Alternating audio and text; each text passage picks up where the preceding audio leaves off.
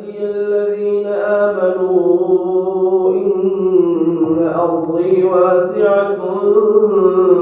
فإياي فاعبدون كل نفس ذائقة الموت ثم إلينا ترجعون والذين آمنوا وعملوا الصالحات لنبوئنهم من الجنة غرفا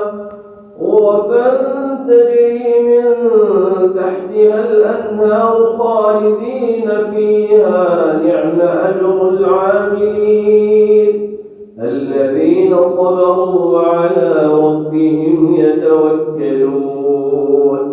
وكأي من دابة لا تحمل رزقها الله يرزقها وإياكم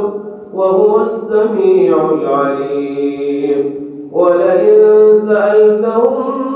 من خلق السماوات والأرض وسخر الشمس والقمر ليقولن الله